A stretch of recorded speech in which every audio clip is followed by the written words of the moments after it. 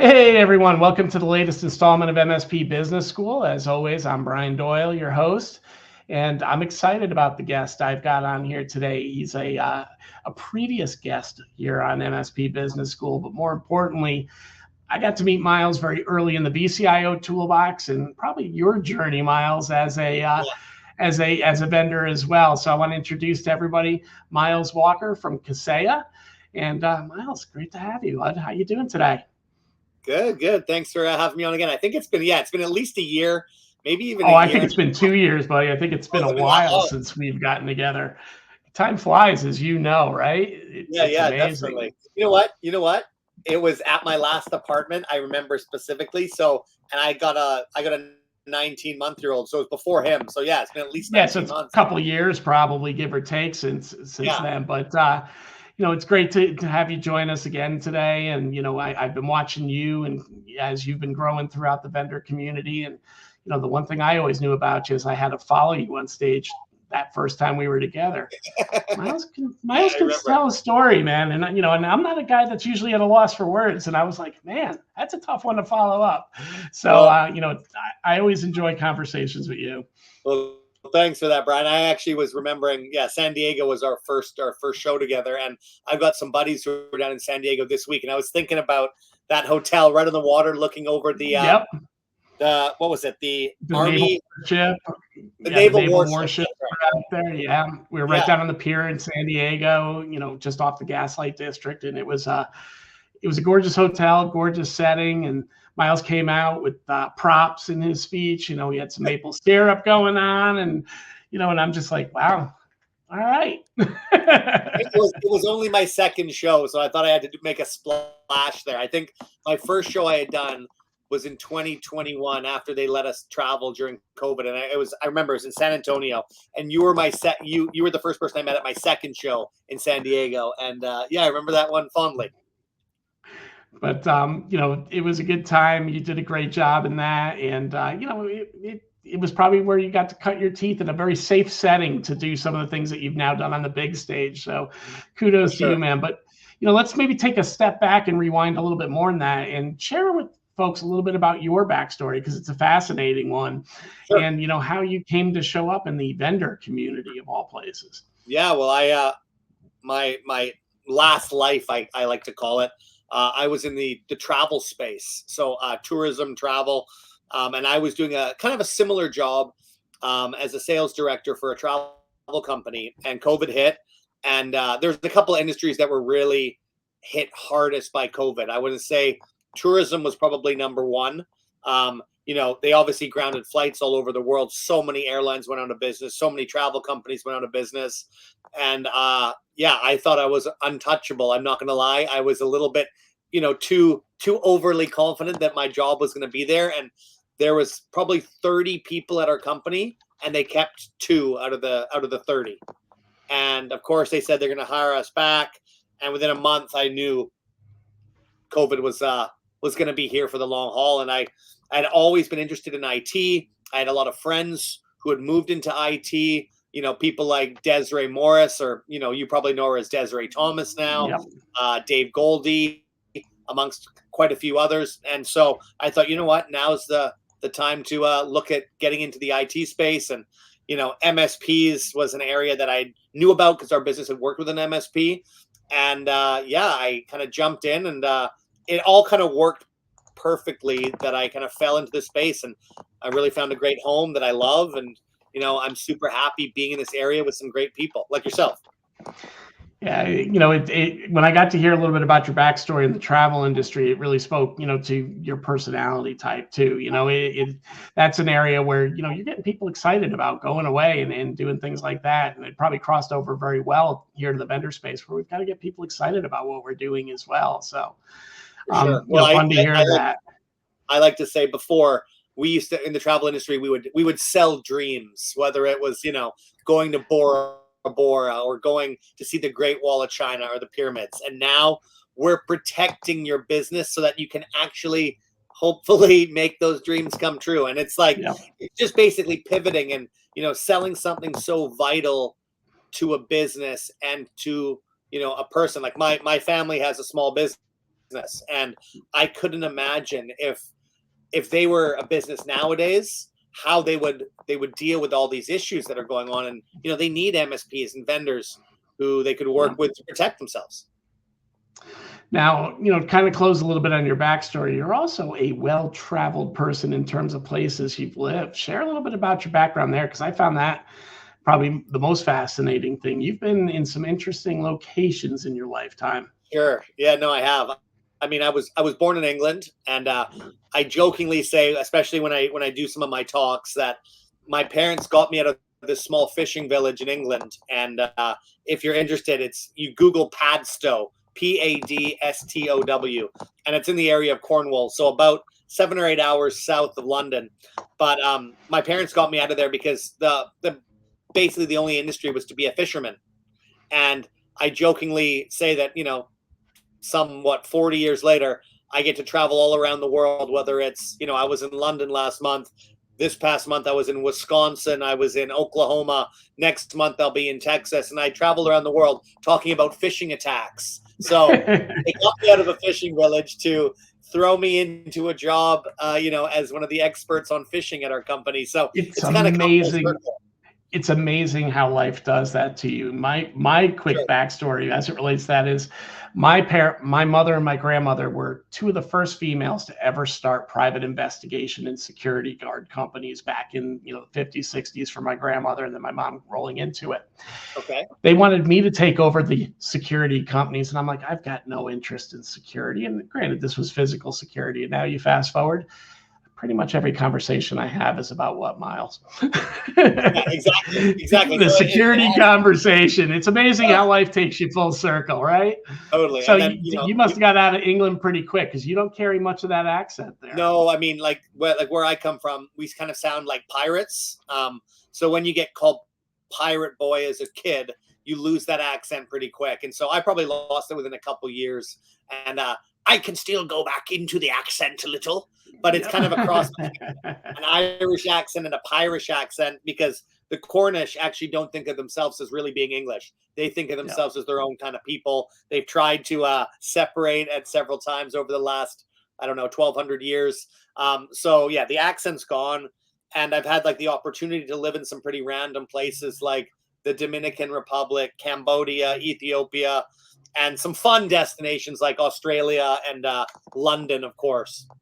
Yeah, I mean, certainly well-traveled. Well, that's awesome. I always love hearing that. And I think people listen to that menu of countries and go, wow, there are some definitely different cultures that you've been a part of. Nobody will ever confuse Ethiopia with Australia. You won't. Well, Totally won't. let's pivot here a little bit and get into what you're doing today. And I know you're over at Kaseya.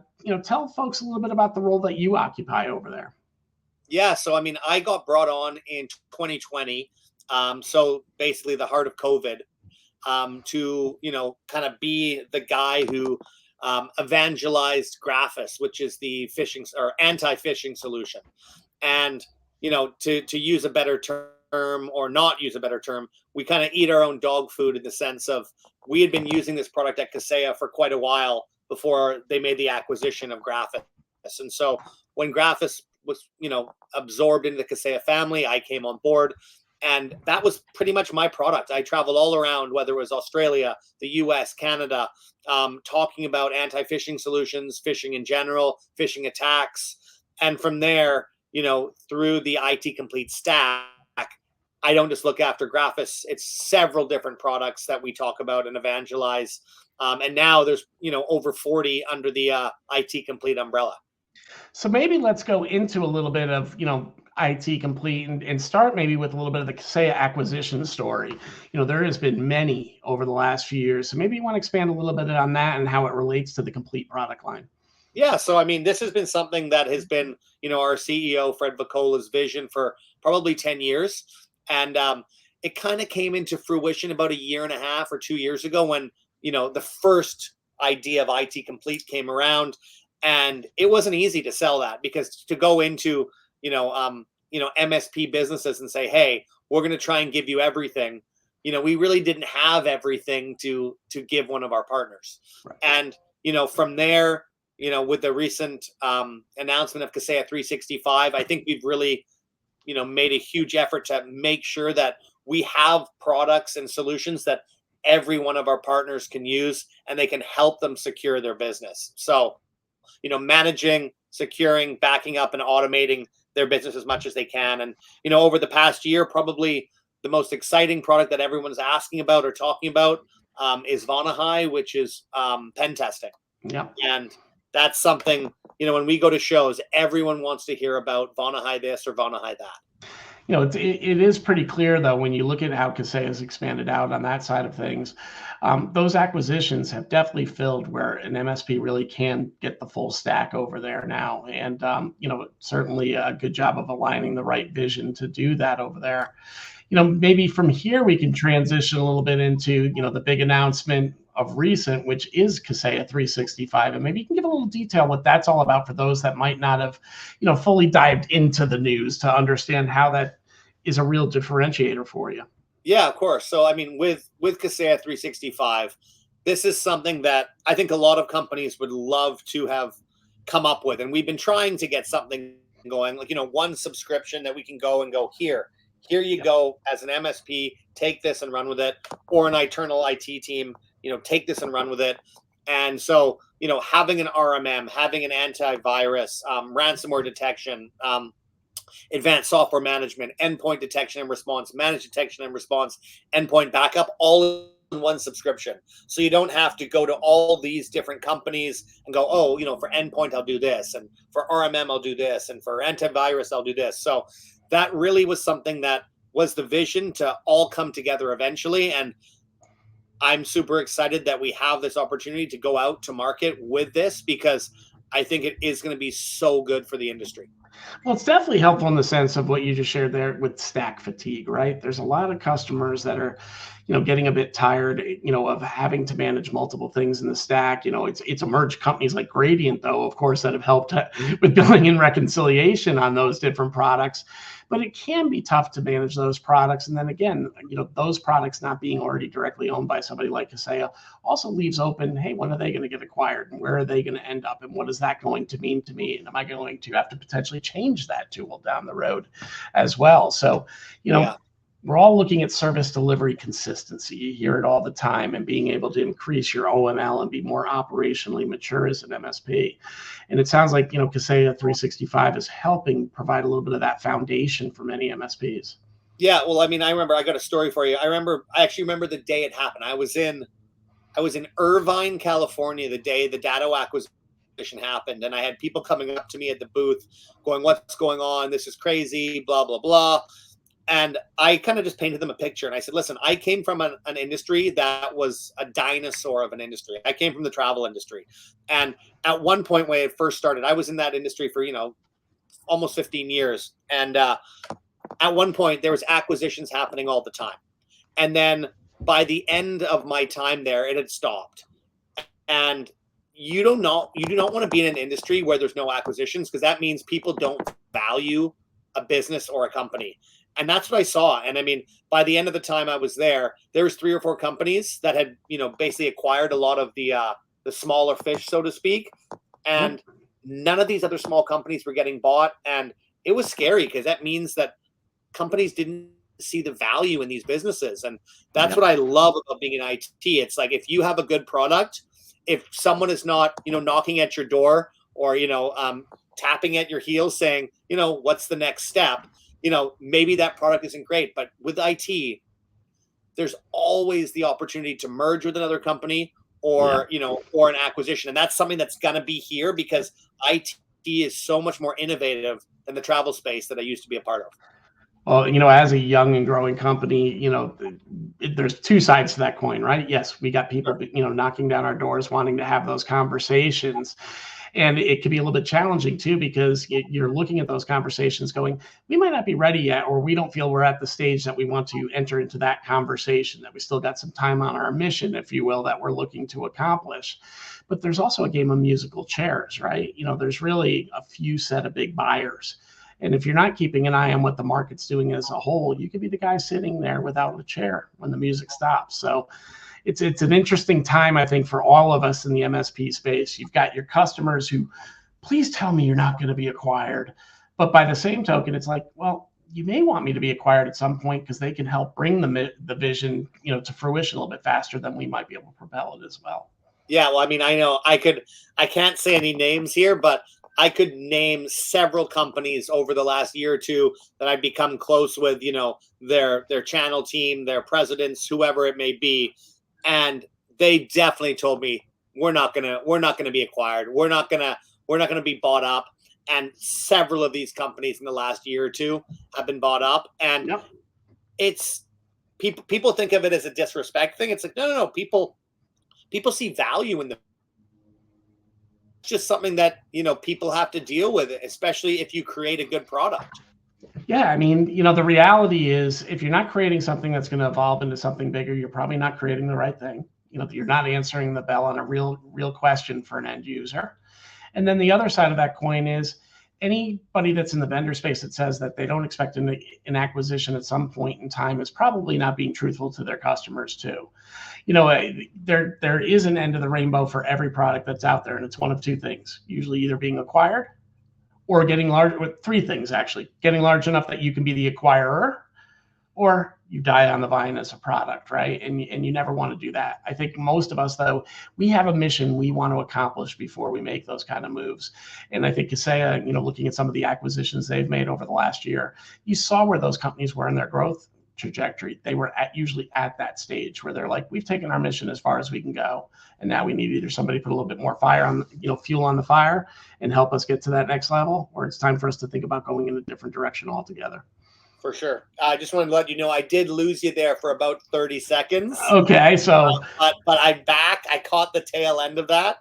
And talking acquisition wise, I mean, Vonahai was a smaller-ish company. I know they were looking to grow, and pen testing is something, if we're going to go down that route and that talk track, it is something that all these companies are going to need moving forward. I know I've been hearing recently that if you're trying to get cyber insurance, depending on which industry you're in, industries that typically didn't need a pen test done before, like nonprofit, you're going to have to do one of those. And that is something where they didn't have the outreach maybe they had before to get out and see all these different customers and all these different businesses. And, scaling is something that does really, really ramp up, from an acquisition. And I know, with your company, you're going to get those knocks on those doors eventually. And it just comes down to, how much control are you prepared to lose? And, what is your price exactly?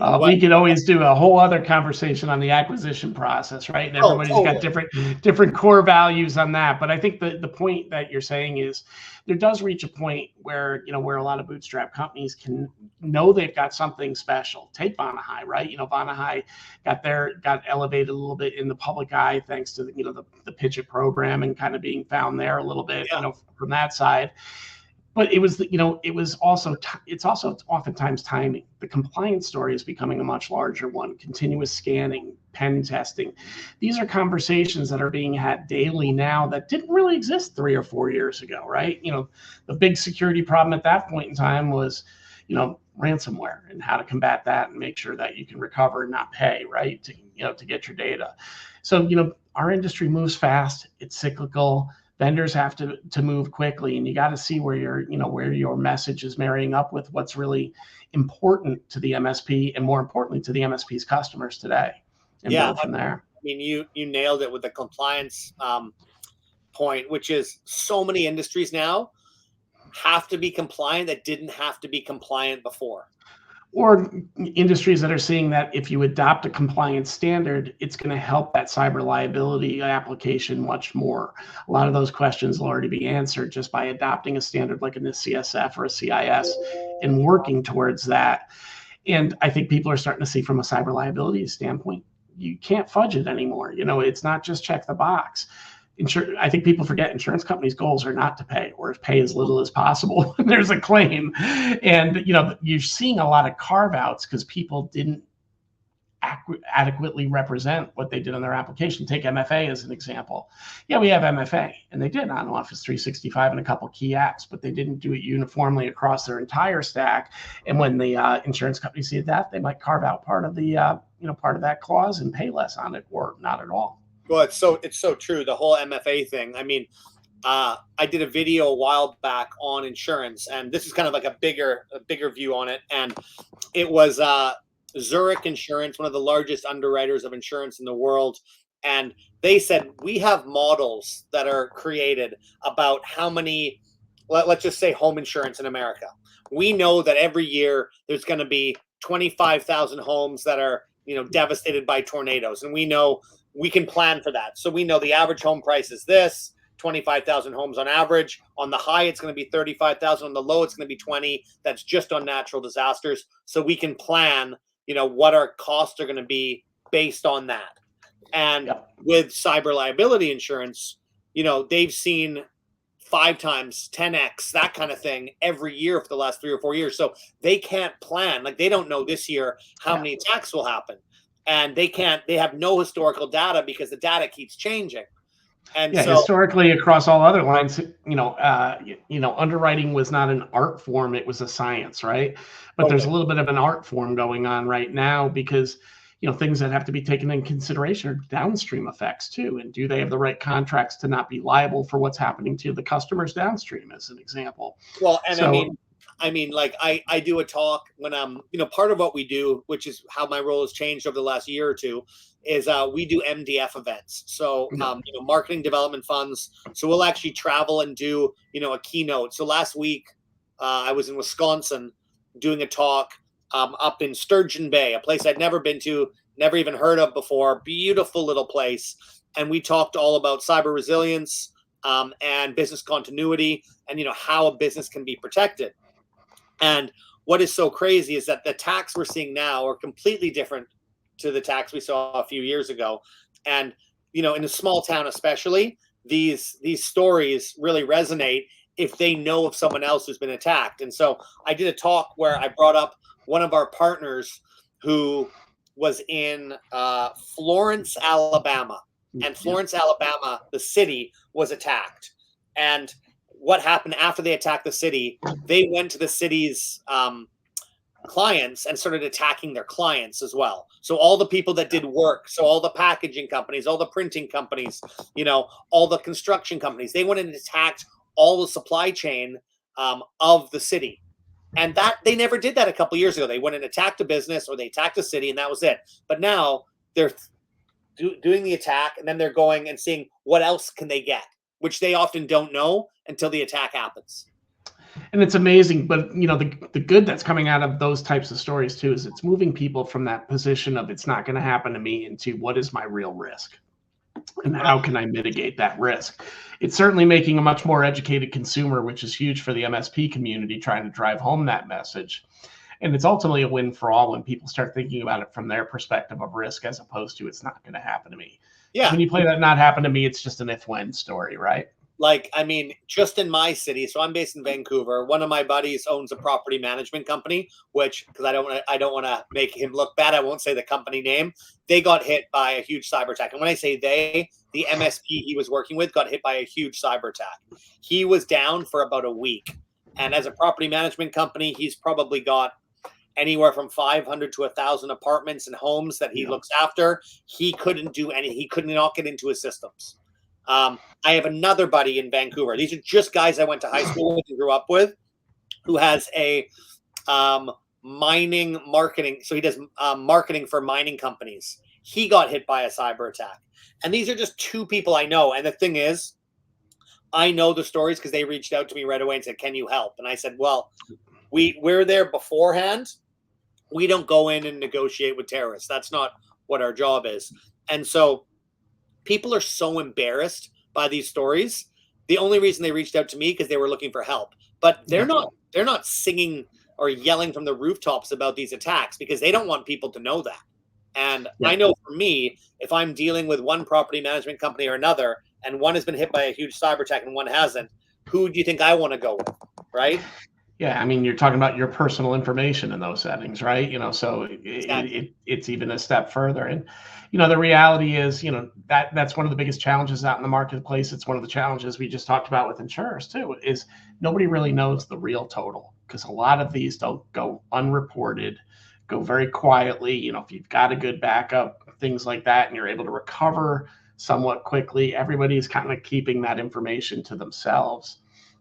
But yet we need that information to really, better share and better communicate across all landscapes, so we can be better at combating these issues. But it's going to be a chicken egg thing, I think, for the rest of our lives.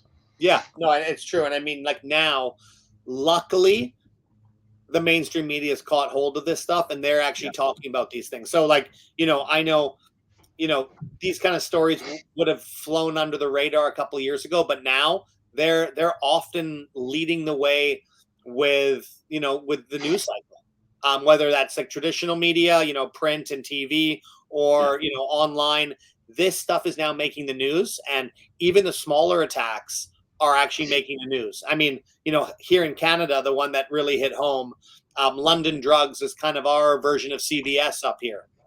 And I remember, like, I have one across the street from my house right here, and someone had said, "Oh, they've had an issue. London Drugs had an issue, and they're a pharmacy. They do photo developing. If anyone does that anymore, you got food, you got candy, you got snacks, lottery. They do a lot of things." And I walked over, and they said it was an operational issue. They said, "We've had an Yep. operational issue. We're shutting down," and they were shut down for over a week. Yeah, it's And amazing, like, isn't it? we worked out, like, I think we said they did about $1.5 billion in sales. So they were losing anywhere from $3 to $5 million a day because they were completely shut down. And I think they could only do pharmacy prescriptions if they were life threatening, because they had to go manual. But Yeah. I actually had a partner reach out to me after I posted a video about London Drugs, and they were actually on the MSP team that had a pitch with London Drugs a few years ago, and everything went quiet. They went out there, they gave their pitch, they said, "This is how much we want to spend, to secure your business." And London Drugs says, "We'll think about it." And then we just never heard from them again. And they, to use the dating term, they kind of got ghosted. Ghosted. And then 2 years later, this happens. So I mean, it is scary. And I mean, Yeah. those are the type of stories that, if those hit home, every company nowadays is a technological company. It's a technology company. It doesn't matter what you do. You're a technology company. If you're in real estate, you're a technology company that obviously happens to sell real estate. Or you're a technology company that also happens to sell, Coca-Cola and potato chips. Because if that technology fails, your business fails. Yeah, no doubt. Well, Miles, we're getting near the end of our time, and I just want to see if you've got any closing thoughts you'd like to wrap up with today. Yeah, I mean, I'm going to be out on the road quite a bit over the next while. I'm going to be at Exchange in Dallas coming up. That is mid-July. I'm also going to be at an ASCII show in Toronto coming up in August. So hopefully I get the chance to, see some of your viewers out on the road. I travel a lot. Like I said, with MDF, marketing development funds, we get to travel all over and do one-off talks, which is great. So if you are a partner, please do reach out to me about that. You can find me on LinkedIn. I don't think there's any other Miles Walkers out there. You'll see me there pretty quickly.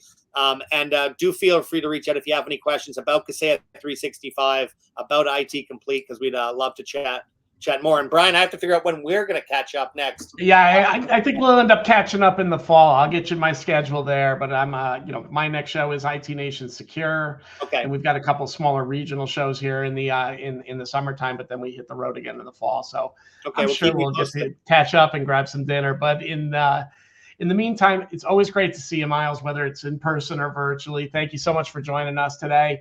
As always, listeners, we'll be posting up in the show notes, both on YouTube and anywhere that you get your podcasts, Miles' LinkedIn address, so you guys can connect with him there and learn more about these products. We'll put links up to, of course, Kaseya 365 for you as well, Miles. And, in another 6 or 8 months, we'll have you come back and tell us the latest, greatest about things. But appreciate you joining me today. Thanks so much, Brian. Really appreciate it. You bet.